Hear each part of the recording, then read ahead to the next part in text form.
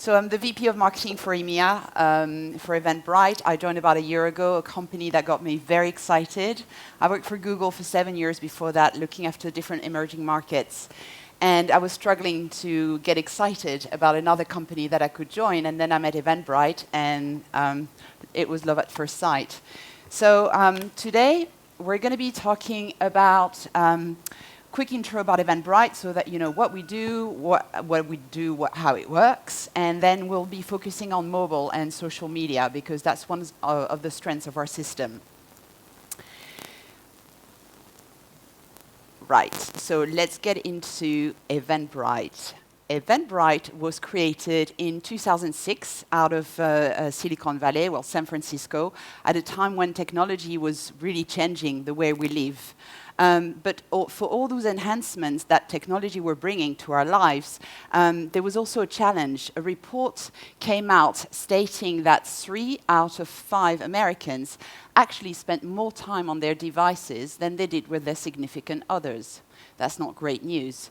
And you've probably heard of Abraham Maslow. He's a philosopher from the 40s who created that really interesting piece of work called The Hierarchy of Human Needs. And basically, he was listing all the very important needs that we have as human beings. The first ones being your physiological needs, so water, air, etc. The second one is safety, the sense of safety, whatever it is for you, financial, a door that locks well. And the third one is a sense of belonging, which is very important, absolutely crucial for human beings to work well. And there's nothing that you can do that brings a sense of belonging better than to get together with people you have an interest, you share an interest with, or you have a passion in common. And that's why Eventbrite was created. It was a bit of a disruptive idea of thinking, let's take technology, let's take one of the basic human needs that technology is not really helping at the moment, and put them together and do something that's good for humans while using technology. So the status quo on ticketing when Eventbrite was created was that there was no ticketing solution for sort of small or medium-sized events. There was only solutions for really big events, like in stadium, you know, sort of Shakira's concerts and that kind of thing. But for any kind of other event, a little bit smaller, and when I'm saying smaller, I'm talking about a conference for 500 people or a concert for 1,000 people, there was no solution. And that's when Eventbrite was created. And it was really interesting for us to see the kind of events that started using us. Because those events are not all organized by professional event organizers like you. Some of them are organized by marketing professionals, for instance, who do events, but they also do other things. Some of those events are organized by people who have a passion. You know, a 50-year-old guy who's passionate about jazz. His kids have left the nest. He wants to organize a jazz festival in his village to sort of jazz up his village as well and bring some more tourists. You know, that's the kind of people organizing events out there. And not all of them have an awful lot of time, and they're used to rely on a really antiquated technology. That's what we were talking about earlier on. You know, the Excel sheets and the faxes and the forms and getting paid through checks through the post. I mean, all this was extremely time-consuming for people who basically do not have a lot of time, and they need to spend most of their time actually working on the actual event. So that's how Eventbrite tried to be a solution to all that greenfield of events. And since then, we've grown. We've been looking after 1.5 million events. We've sold over 100 million tickets already and $1 billion in gross ticket sales. We're being used in 179 countries. So what does Eventbrite actually do? In a nutshell, first of all, we help event organizers create a web presence, an online presence for your event. We were inspired by self-service ticketing, technology like blogs, for instance, so to make it really easy within, you know, as quickly as a few minutes for you to create an event page. You're online, that's it, you can start selling your tickets. The second thing that we do is to help event organizers make noise about their event. So we've got things like email services, social media integrations, buttons and widgets and distribution channels and partners, all this to make it as easy as possible for you as an event organizer to make as much noise as possible in a very cost-efficient way about your event.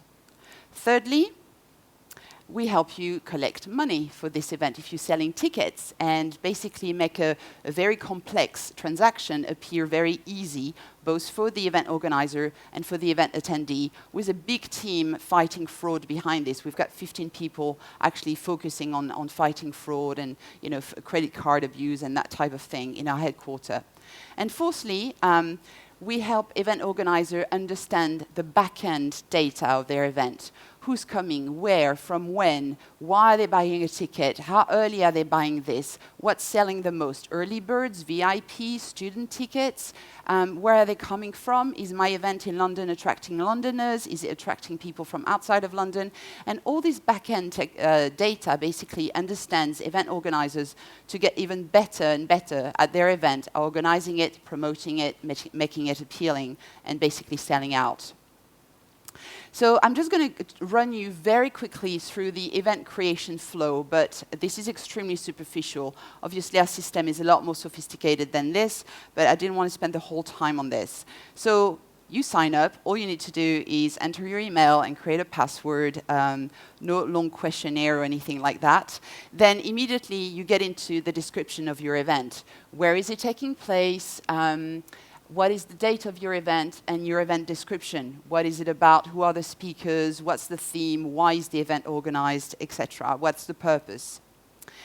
Then very quickly you're asked whether your event is going to be free or if it's a paid event or if you want to just accept donations. When we're looking into the tickets, then you're being asked about the price of the tickets and the number of tickets that you're going to sell. You can have different prices. You can have your early birds, your VIP, your students, your concessions, etc., as many ticket prices as you wish. And every time you decide what number of tickets you want to sell, when you want to sell those tickets, and how many tickets per person, minimum, maximum, and the service fees. Do you want to include the service fee into the ticket, or do you want to add it onto the ticket? Then about promoting your event. So is your event public or private? When I used Eventbrite to organize my 40th birthday, obviously my event was private. But if you organize a conference, for instance, it's probably going to be public because you want people to find it on Eventbrite and also on search engines when they're looking for conferences in your field. You also have the ability to customize your URL so that it could be called, Marion's Conference.eventbrite.co.uk. And then you have the opportunity to preview your event page and make your event live. Obviously, I've jumped a lot of steps where you can upload your logo, choose your font, use some HTML coding so that you make your event page very bespoke. Lots and lots of steps, but I wanted to be quite quick and just give you an overview. Then you get into your event dashboard. So this is what you see as an event organizer, and only you. And then we get into, for instance, so you can see the number of sales. This was a dummy event, so obviously there's no sale. As well as how those sales happen. Was it through PayPal or credit cards, etc. And then you can go into making noise about your event using email, for instance. We have a free integration with MailChimp and another one with paperless post if you want your invitations to look a little bit funkier. And you can very easily upload your databases, whether they are Excel databases or Gmail or Yahoo or whatever format, so that within a few clicks you create your email invitation, the look of it, the text, and you can send it out to your entire database or databases. So I just wanted to give you an idea of a typical page and a typical usage of Eventbrite. This is not the most necessarily the most customized or bespoke kind of usage. It's an average one, so to give you a good idea. So it's the David Bailey exhibition that happened last year in the East End. This is the David Bailey's website, actually. And on that, you can see what I've enlarged here, which is the widget and button about the calendar where people can click on a date where they want to attend the event and then purchase a ticket. And when they click on register now, they land on the actual event page on Eventbrite. That's what it looks like, and we're going to go through the different areas. So at the top, you've got the name of the event and the logo of the organizers of this event. Then they changed that and they started putting some David Bailey photos, which looked even better. Then you've got an integration with Google Maps so that it's easy to find where the place is, and you also have an integration with a calendar, so that when you buy a ticket or if you want to sort of keep it in mind, you can automatically have a reminder in your calendar. Then you've got all your different ticket prices, availabilities, etc. You've got a description about the event organizer, which is quite important if you organize a lot of events, because you're going to be building a loyalty about you as a great event organizer. And users can also view other create events. Create is the name of the event organizer. Then you've got your description about your event, so what it is, what the exhibition is, if things like are there access for disabled people, parking spaces, all that type of information, you can put it in there. And finally, social media sharing, very important, so we put 2 bars so that people don't forget to make noise about this event at the discovery moment. And then this is just a flavor of the kind of reporting that we provide to our event organizers. I've just chosen 4. So the first one at the top is when the ticket sales happen. I think from a marketeer's perspective, this is really interesting because it takes into consideration what you've been doing online. And we provide event organizers with tracking code so that everything you do online, whether it's advertising, email, etc., you can track it back to every single transaction. But this graph actually enables you to understand what happened offline. For instance, we saw a big peak for that event when The Guardian published an article about it. So it was really interesting for the event organizers because suddenly they knew, aha, okay, my audience reads The Guardian, which means that if suddenly the footfall is a bit short, it's a bit slow in the exhibition, I know where to advertise. It could be The Guardian. So offline stuff is also captured there. Then the pie cut in half, that's the kind of tickets that you've sold. This is not for the particular David Bailey event, by the way. This is a dummy and some German events that I took an example for. But for instance, you can see that a third of your tickets are early birds, 15% of your tickets are VIP, etc. Again, gather more information. Where your attendees are coming from, very interesting. A lot of people make assumptions about their event, thinking that their event is local, and it turns out to be national. And on the day, how many people have walked in? Should we kickstart the conference? Should we wait a little longer? We have about 50% of people who have walked in. So now let's talk about mobile. Going mobile is not just about making sure that your event page is mobile enabled. It's also about fitting with the behavior of people who are using their mobile devices. And one of the first things that we saw and that we thought was very interesting is when you look at visit to the Eventbrite pages from mobile at the top and from desktop at the bottom. What's interesting is what happens after 5 p.m. After 5 p.m., that's it. Desktop people close down the computer, go back home, and they stop being online. When you look at mobile, and 5 p.m. until about 8 or 9 p.m. is actually still very busy. So that means that if your event page where you sell tickets is mobile enabled, your box office is actually open for an extra 3 or 4 hours every day. Just in a nutshell, mobile, that's about 25% of the traffic we get on Eventbrite. It has a 60% increased conversion rate, and the usage is just growing incredibly. We have 2 mobile apps that are free. The first one I wanted to talk to you about is Entry Manager. It's a free mobile app that you can download onto your iPhone or Android phone that turns it into a scanning device. The reason why we created this app is because it's actually quite a bit of an investment for event organizers to purchase scanners. And you need scanners when you want people to come in smoothly and not to be dealing with sticking sheets and that type of thing. Renting scanners is also quite difficult. So we thought, let's turn smartphones into scanners using the camera function of the telephone so that it's really easy to use. You don't need to train your volunteers at the door for hours on end because they all have an iPhone and they all know how to use it. Within a second, every ticket is scanned. All the information is gathered live at the same time. So at any point, you know whether John Doe has walked in or not. If someone buys a ticket at the last minute, your database is automatically uploaded and updated, and that scanning will go through. If the scanning of a ticket does not work, from each mobile devices, you can have access to your guest list, so you can check if that person has actually walked in or not yet. It's brilliant for fraud detection as well, used a lot, as you can imagine, by festivals, for instance. And then the other app that we've created is actually for event attendees, and it's just called the Eventbrite app.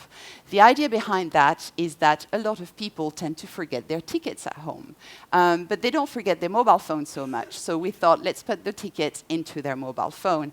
And also for a lot of people tend to sort of jam and crumble their tickets into their pocket, and then it's impossible to scan it. That, again, does not happen on their mobile. And the other thing that we wanted to enable through that app is event discovery on the go, because it's Saturday afternoon, you just had a nice lunch, and you're thinking, what could I do now? So we wanted to enable that sort of impulsive event ticket purchase on the go. It's also a lot greener not to ask people to print anything, and it's also a lot more social to be on your mobile, because people can share information about that event before they get to the event and while they're there, saying how cool it is, come and join me, etc. And they also have access to all the event information, the map, is there a parking lot around in the area, and all that type of thing. And now, the last topic that I wanted to speak about is social. So, social media, at Eventbrite, we're completely fascinated about it, and we're tracking all social behavior because we want event organizers to be able to tap into this new distribution channel for their event. But the actual finding of what we've been witnessing actually go further. They go beyond just ticketing. They go through, they actually influence the whole of e-commerce. And the foundations of e-commerce are actually shifting because the social graph is becoming so influent over online transactions.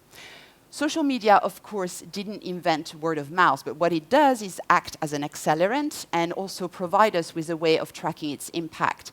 And this impact is what we call social commerce. Social commerce is the intersection of social media and e-commerce, where a like on Facebook has an immediate impact in terms of tangible revenue, and where an online transaction can be tracked all the way back to a tweet. Social media actually impacts the bottom line. As social networks continue to grow at an incredible speed, corporations and companies actually invest more and more money into building online communities. And we want to help them to understand what is the impact, what is the return on that investment. So in 2010, Eventbrite was the first company to issue the social commerce report, which was the first report that showed that when someone shares an event or information about an event that is a paid event, it has an immediate impact over ticket sales and also over visits to that event page. So there are two very important metrics that we keep on looking at. The first one is visits per share, and the second one is dollar per share. On Eventbrite, there are two moments when event attendees can share information about events. There's at event discovery, and at that point they can like the event, which is a very light friction, very easy thing to do. And then there's at after the event ticket has been purchased, and at that point they can publish the event on Facebook, which is a little bit more high friction, a little bit more work. And what we found out was really interesting is that actually the commitment towards an event has a direct impact over the potential of sharing it or not. We can see that 60% of sharing happens after the ticket has been purchased. So as you can imagine, there's a lot more people who actually just discover an event compared to people who actually buy a ticket to an event. Yet, most of the sharing happens after the ticket has been purchased. And when we look at the the percentage of people who discover an event versus the number of people who share about this event, it's 100 to 1. But when we look at the number of people, let's say 100 people who buy a ticket, 10% of them will share information about this event. So again, it's all about commitment. The more committed someone is to attending an event, the more likely they are to share about this event on Facebook. So let's go to the hardcore, the hardcore of the social commerce report.